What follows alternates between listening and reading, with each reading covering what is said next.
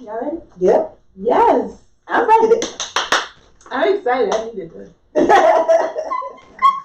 Okay, hey everybody, it's your girl ItsRaeDenise. Welcome back to my YouTube channel and welcome to the very first edition of my new series, Workplace Slay, the Boss Babe edition.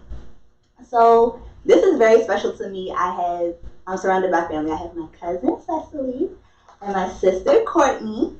And we're just here to talk to you today about what it means to be a boss babe, a millennial boss babe in 2021. So Cecily is a restaurant owner and a detox and herb specialist. And Courtney is a salon owner and licensed cosmetologist. So before we talk about like what Workplace Slay is, I want for both Cecily and Courtney to introduce themselves and tell you a little bit about them and about their businesses. So, Seth, you want to kick it off? Okay. Hi everyone. My name is Cecily DeBellet, and I am an all-around entrepreneur. Yes, she is. I'm an entrepreneur. At this phase of my life, I am a restaurant owner, and I also own a e-commerce store online called Quiet Wealthy. So that's about, a little bit about me. You want me to go deeper? Sis. Tell us about the food. Tell us about it, because we're hungry. So, the cafe is a cafe. It's called Cafe 1908. We're located in downtown Baltimore. It's a partnership with me and my partner. I love it. Husband to be. Yes. Okay. This year. Yes. I'm just speaking it. We're big on manifestation. Yeah, I'm big on it. Go ahead, That's right. So anyway, we have this amazing restaurant that we started about 6 months ago. We started it in the middle of COVID. He quit his job a week before COVID started, and he was working in the restaurant industry. He was an executive chef.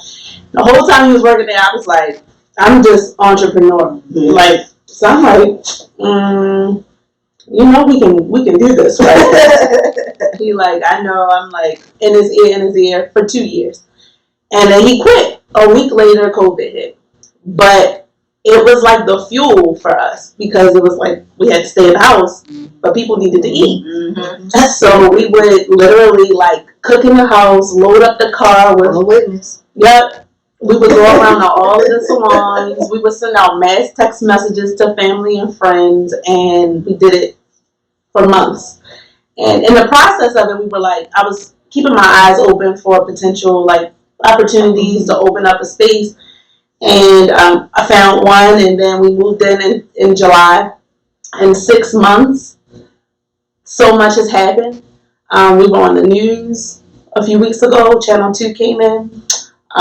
We've been getting a lot of support from like the local, not even just local, but food bloggers. They travel from all over and they come and do reviews on the cafe. So it's just been amazing to come into an industry like this at a time like this and have so much support. So that is like has been the biggest thing for us lately and very time consuming. We have an amazing team. We have amazing food. We specialize in mainly seafood dishes and like wraps, salads, and sea moss.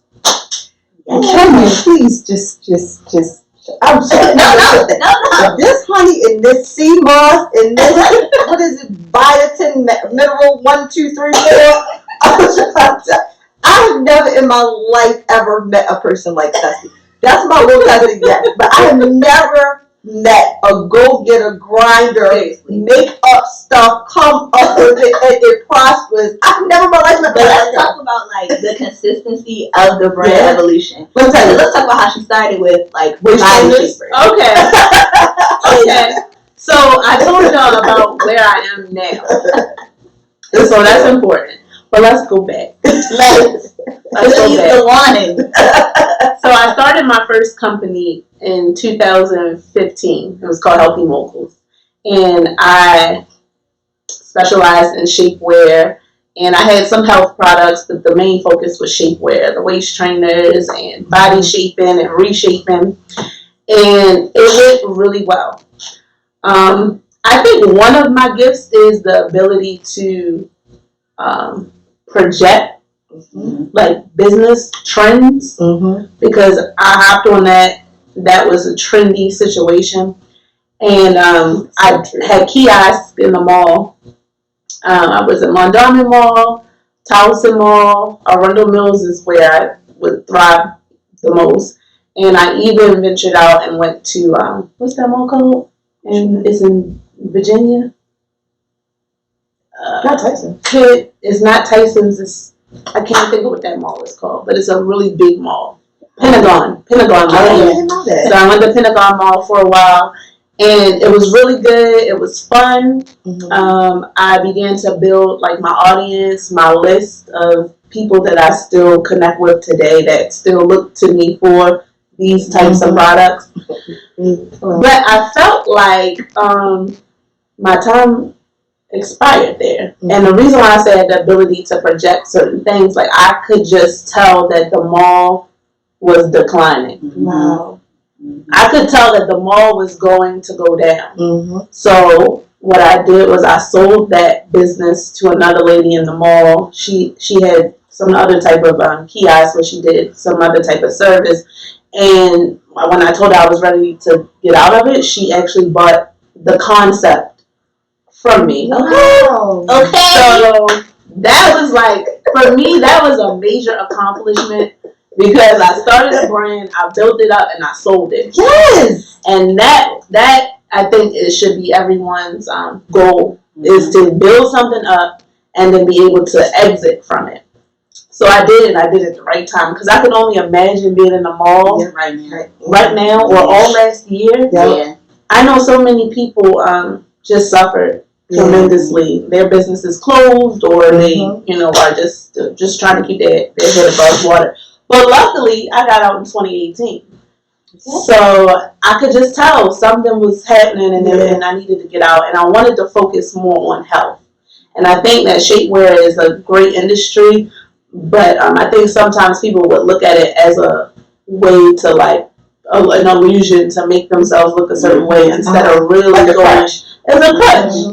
Instead of really going deep and internally. And that's really where my passion is. My passion is really with health. But I'm able to detect, okay, this is going to sell. Can I just plug that come on, bro, that I still have my pants? You still wear them? I got some more for you. I do actually. But But wait a minute. How about the fact when you said 2015, I was sitting here like, was it really? I've really had them since 2015. Yes. That's some good quality. Yes, I want to know that. Because I just had to plug that, because let me tell y'all, I still have those pants from 2015. Yeah. And they still holding you together. And they still go. And they still yeah, so that's where I was, and for about a year I just took off completely, and then I linked back up with Bay. And that situation. And you know what I can say about this part of my life, I was fighting it. Like, I did not want it. I didn't want to have another baby. I didn't want him to be like, and like us to be where we are now. And I was just like, God, like, this is not what I wanted. Like, I want to be free. I want to just, I felt like I was just coming to a place where I was like in my own space. My oldest son was, I would say grown, but he wasn't grown. Old enough. Where I could just be like, all right, I'll be back, or take him with me and not feel like, I have a baby with me. So But I have embraced what God has had His plan. It's not my plan, it's His plan. And I believe that because I am embracing it and allowing Him to work and show me, like, this is what you need, like, this is the component that you were missing. I've been just happy and blessed, and that is so good. Moving, and that is so good. I'm so proud. Okay, so we're going to transition to Courtney, but what I think is so interesting is that your stories are, in a sense, kind of similar, because Cecily opened a cafe in the middle of a pandemic, and you opened a business in the middle of a pandemic too. So tell us about it. Tell us about you and that. So, I am Courtney Epps, and I am the, what do you call it? Because you have the fancy word for it. Well, she calls it the visionary and founder of Sweets by Coachelle, where the sweet life meets the luxurious life. And it's so fun because you're right. That didn't even click to me that Cecily and I have similar stories. And you know, one of the things that I just wanted to bring up was it's so important to celebrate people and where they are and where you are, because when Cecily actually posted, and remember, we're all family. So when she posted that, you know, what was happening with her, I was like so happy for her. You know, meanwhile, I was going through a process of the building, but I'm like, that's her shine right now. Let me, you know, promote her. Let me say how happy I am for her and mean it. And you never know the blessings that can come to you from celebrating other people. And so many times we have moments, especially in our culture, where we just are so hateful, spiteful, you know, envious. And it's it's so much time that I look at it like this. It's so much that the world has so much to offer. We can all be in the same industry but do different things according to what the vision is that we had for it. And I just wanted to say that too, because we were kind of like in the same time frame. But I was able to celebrate her. She was able to say, cousin, like, okay, let's go. Like, where we going? Let's build these businesses, you know? And you appreciate people like that, because that is a motivation. I mean, hate is a motivation for you too. But when you have that support from your family and your friends and your loved ones, it's on a whole nother level. So I just wanted to mention that because I was thinking about that when we were talking. But yeah, I too, my thing is, I don't know. I always say that the sweets industry, but let me back up. Growing up, I've always been in the hair salon. Like, that was just my thing. I tell a story until the day I will close my eyes. I always say that Shelly Spence owes me about $7,000 because when I was in high school, I wanted to take off some television and she would not let me. I remember that. That was a fight. I remember that. How crazy is that? So I had to pay to go to hair school, and I always tell her she owes me. I took it in high school. For free. There you are. Super free, got licensed. I always tell her she owes me. So, okay, growing up in the salon, I've seen my mother own salons. I've been in different salons. I've been in the sweet setting. And sometimes you look at, and we all have challenges and pros and cons and challenges and strengths in business. And sometimes you look at it, some of the challenges, and you're like, I don't want to do that. Amen. and it was so many times that I was like the idea would be like, yes, but then I'd be like, no. Yeah, I was resistant. But it's like at the end of the day, I knew that this is what I was supposed to do. I knew this was something that God was like, this is your assignment, whether you like it or not. This is your assignment. But the thing is, I really thought that I keep saying this, but I have to keep saying it. I just thought it was going to be something later on in life.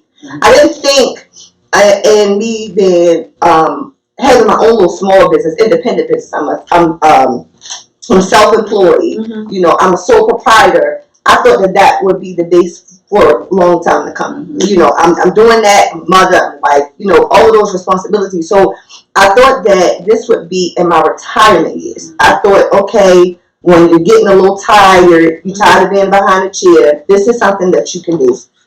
I didn't realize that in the middle of a pandemic, I'll wake up and open my eyes and the good Lord was like, hello, today. That's amazing. It's just so weird, and it's just like really listening to the spirit of stuff and not closing your ears or closing, because I'm telling you, it literally felt like somebody was talking to me, like, get up and go out today. Mm-hmm. And I went driving, and I was looking at different buildings, commercial buildings. I didn't know nothing. I guess that's later on in the thing, but I didn't know nothing about commercial buildings. I didn't know anything. All I knew is what the assignment was, and that was to have suites. And then from there, it was like, okay, this is what I need you to do. I need you to be faith-based suites. I need you, I need you to catch on to what the vision is that I have for you, because you'll prosper if you follow what I'm telling you to do. Mm-hmm. So, I went from that to introducing it to my family. Well, introducing it to Justin, then introducing it to, my family as a whole, and then introducing it to my spiritual leaders. And I'm like, I really believe that this is what God is saying. And from there, it just went. And I always stay on the fact that, and I'm not trying to be churchy or the Bible or anything, but I really believe in the fact that what God gives you, He just adds no sorrow to it. And when I was going through the process and it wasn't so much strain and sorrow, then I was like, oh yeah, this is definitely what I'm supposed to be doing. Yeah. It's like smooth, everything just falls into line. And you just be having so much favor. You just be having, baby. So we're like, for real? That's what you want me to do? Okay, it's his. And sometimes it's almost like, you like almost got to catch yourself, because like, wait a minute, that it's going too fast. Mm-hmm. It's doing too much, but it's like, no, this is the plan I have for you and more. Mm-hmm. So, that's who I am. The owner of Suites. I have some things down the line that I'm aspiring to do, but I just did not know it was for this appointed time. Mm-hmm. I thought it was going to be something later. And then now, my little hands, they try to go up on me. I see why. Yes. I see why. Like you said, you didn't know why. You just was like, but no, I see why, because I might not be able to do it too much longer, but I can still run the business. So something about how our stories are similar. So you were raised in the salon, mm-hmm. in the suites, and you took that path and you were like trained and molded for who you are today, mm-hmm. skill wise, just the deal. And I would say the same thing about health. That's true. I was raised in a household. My grandmother and my mother, they were like anti-medications. Like they just didn't believe in going to the doctor to have this prescribed and prescribed on this medication. So I just, the most that I would ever take was an Excedrin. Like that is a medication for me.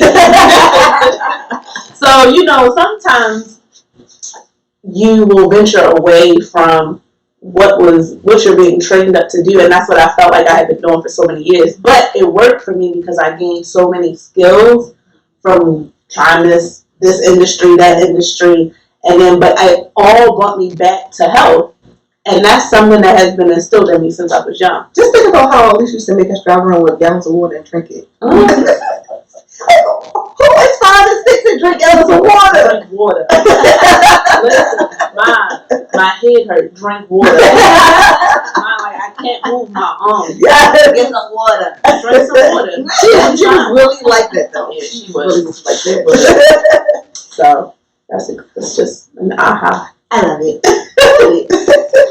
Okay, so let me briefly as I possibly can, introduce like the concept of workplace-lay and tell you like the history behind it. Mm-hmm. So like everyone has said, like when God gives you something, you really have to listen. Mm-hmm. Like we try to fight it so much, and then at the end of the day, who are we hurting? Ourselves. Yep, basically.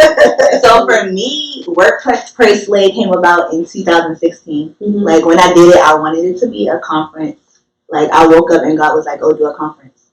Mm-hmm. Okay. So when it came, it was so vivid. Like me and Courtney were talking earlier, and for us, God doesn't give us a vision and it's halfway done. Mm-hmm. Like when He gives it to us, He gives us everything, and we plan it out from start to finish. Like it's never a guessing game. Like, oh, I mean, like what? what are we supposed to do? How are we supposed to go? Like, I don't know what it looks like. You gave me all the ingredients, but I don't know what I'm doing. That's not how it is for us. So in 2016, I literally wrote out this whole conference. I had the mission, I had the vision, I had where I wanted it to be, what it was supposed to be. I had broken it down into so many components. It had a panel, it had a kids corner, which was like a hybrid version of the conference on a child level. It had like Black business owners as vendors. It had a cafe, like a food truck concept. It had entertainment. It had everything. And it was so big to me. And I didn't tell a lot of people. I told my mother, and I told my grandmother, and I told Courtney, and that was it. Like, literally it. So that was 2016, and I was like so hyped. I was like, yes, I want to do this. And then I got scared, so I put it down. And I got scared because it's me. Like, I felt like that was too big for me. So I talked myself out of it. So I let it go. It fizzled down. But let me tell you who never forgot it. Courtney. Oh, don't look away now. Don't look away now. Oh, the blessing she is in your life. Oh, isn't she? Like, but she never forgot it. So we would be talking. You can talk about anything, but I mean, because you know you never did the conference. I mean, you're right. But Rachel, what about workplace life? Got you. I hear you. So 2018, fast forward. I was in DC for work. I was at CBC, and it's so vivid. I was asleep. It was probably like 2 o'clock in the morning, and I cannot remember the name of the Jonathan Nelson and Ty Tribbett song, but I woke myself up out of my sleep because I was singing it and my feet were kicking. Oh no! Okay, baby, a whole praise break in bed. Real funny, real bad. Okay. Don't know where it came from. But then I woke up, I turned the lights on in my hotel room, and I grabbed my laptop and I wrote it again. So when I did it in 2016, it was a 2-day empowerment conference. When I did it in 2018, I shrunk it a little bit and I turned it to a 1-day empowerment conference. I searched my email and I found the original document from 2016. Wow. And I looked at it and I said, oh, well, this person isn't really relevant anymore. And it's not, maybe they're still relevant. But to me and where I was in 2018, it's different. They weren't relevant to me. Okay. So I removed them and I added some new panelists. So I'm talking, these were your regular everyday people. These were like mini influencers or micro influencers. And then these were like big name celebrities. So did that 2018. Got scared again. I was like, they could possibly come. But still, I got scared. And then I just put it down. So then for me in 2019, 2018. 2018, towards the end, I had like literally a mental breakdown. Like, and it was so shocking and scary because I felt like I had to be strong for everybody else. So I felt like I couldn't really focus on me, and I might not have even realized like where it was coming from. So, and the way that I broke down was so random because I had got a phone call and it had said I had made it to the final stage of an interview process, and I hated my job. I hated my boss. I was ready to go. Hated her. I was ready to go. So when I got that call that said, Rachel, you made it to the next round of the interviews, I'm going to send you the questions. I need you to work on them. I was like, okay. And when I hung up the phone, it was election day. And I was at work. And I called my coworker's name, and then I couldn't talk anymore. So I called her, and I pointed to the back where our offices were. And then when we got back there, I like broke down completely, like crazy. So she was like, oh my God, what am I supposed to do? So she went and got one of my supervisors, and he saw me. He was like, oh no, I'm sending you home. And so I was like, okay. But then they sent me home. Well, I got sent home, and then somebody called me and said a coworker was talking about my supervisor who sent me home. Like, well, it's election day. Why would he send her home? Da da da da da da da. I got mad. So I turned around. I went back to work. I buzzed in. I was snatching doors open, like walking through, storming through the building. Like, I'm back. What's up? Christ. It was like this. That's why she could go home. So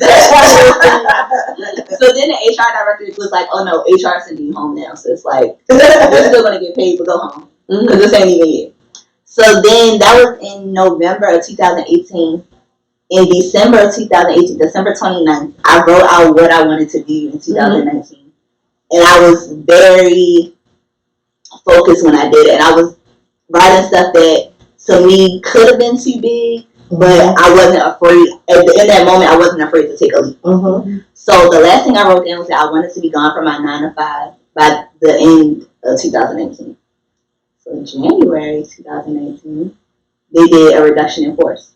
So they were calling every department and letting you know, like, if you had to reapply for your job. So my whole department had to reapply, and at that moment, I knew, like, oh, this is a God thing. Like, y'all go ahead and be nervous. Y'all go ahead and reapply, but I'm out. That was my sign. So I left, and I felt so good. Like, I got home that day. I was like to my boyfriend, I was like, guess what? He was like, what? I said, I got laid off today. Just like that. I told him, and I was like, you're not going to believe this. I said, I got laid off today. Like, and everybody was just like, well, how are you? What? Like, why are you acting like this? Because it's my time. I got to go. Yeah. Right. So, I took 2019 to really, like, accomplish those goals that I had written in 2018 and to prepare myself to really officially launch my business. So, like Cecily and like Courtney, I went down to the state office building in February of 2020 and I legitimized my business because I've been doing branding and marketing since 2014. That's what my degree is in. I've had that business for all of those years. Like, I was doing that, but I wasn't legit. So I went down and I got my LLC, and I took the necessary steps to be a business owner. So all of us started a business in COVID. So I did that in February, and the next month, or not even month, a couple weeks later, Maryland shut down. And it shut down, and all I had was time to just stay at home, figure out what I wanted to do. What does my business concept look like? So 2020 was good to me. Yep. Let me tell you something about COVID. Blessings. Okay. Yep. Listen, let me tell you the number one blessing.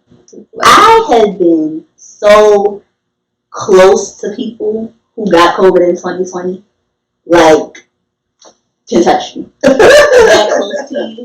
And it never touched my body, it never touched my home. And that was a blessing, and it's so mind-blowing, and it just shows you that, like, God will really protect you when you're doing what He assigned for you to do. Because in 2020, I promise you, I have not been to church as much in my life as 2020. And that's because I had an assignment there. So at first it was kind of weighing on me because I was like, all right, I'm tired of this. Like, I mean, I know it's church, but listen, your girl is used to coming in after the praise team singing, all of that. But this 2028, it made everything so much stronger. There, you was there, but nobody else was there. Nobody. Preference. I would come after the praise team sang, but neither here nor there. But everything just started to line back up for me. And the funny thing about where we are today with Workplace Slay is, for 2021, I said I wanted to be more consistent with content. So Courtney texted me one day a couple weeks ago, and she said, call me later. And I said, I'll call you after I leave from recording a video. And so that was what she wanted to talk to me about. So she calls me. What did you say? Profit speaking. how can I help you? I told her this is how she answered. Hello, I sure did. Inch. She's a church. Speaking, how can I help you? What do you want? So I was trying to keep up with Aaron and the people there of the cash app. Oh, that's what I was trying to keep oh, up I with. got that for free. Thank you. So Courtney just told me like how she didn't want me to leave Workplace Lane just because it was COVID. I couldn't leave it. So we're really here today because of Courtney. Okay. Well, we're here because we need you to fulfill this vision, right, Sas? Yes. It wouldn't have happened February of 2021. It was all different Courtney. So it was so mind blowing to me, I think, because a YouTube series isn't what I had in mind. But this is what is needed right now. Mm-hmm. Yes. Because as much as people might want to be together, maybe they just want to party, and the conference wasn't a party. Mm-hmm. But they'll sit and watch videos. Yep. So that's the evolution of Workplace Lane, and we're here today. That is awesome. We're here Today. So we've already talked about ourselves. So let's start with I started. Mm-hmm. So let's start with Courtney. When did you know? And this is probably back when you were in high school. When did you know that you wanted to be in this industry? Like it wasn't just I'm good at that. Like I could do it, but like you really wanted to be here, and you already told us like when you wanted to do this business when you were older, but like. So I think I kind of said it. I've grown up all my life in the salon, like all my life, like not just all a part of my life, all of my life. I have been in the salon, and it's not just because I was in the salon. Because some people grew up shop babies and hate hair. Yeah. Mm-hmm. Some people grew up shop babies and don't have a desire or the skill. Mm-hmm. But now looking back, I realize that now I feel like my clients might not feel like this, but I feel like my whole purpose in going through this was because I was supposed to get here. Because if I wasn't thinking about the hair industry, what am I going to do? Open a business that I know nothing about, and then have to get with somebody, or get with my mother, or get with somebody to kind of figure out. No, it became my passion. It just wasn't, let me do hair because I have the ability. It became my passion, and I've been like that. Like I couldn't even tell you when it.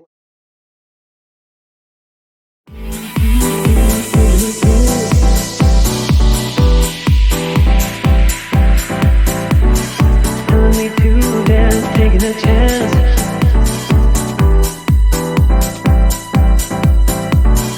Telling me to dance, taking a chance.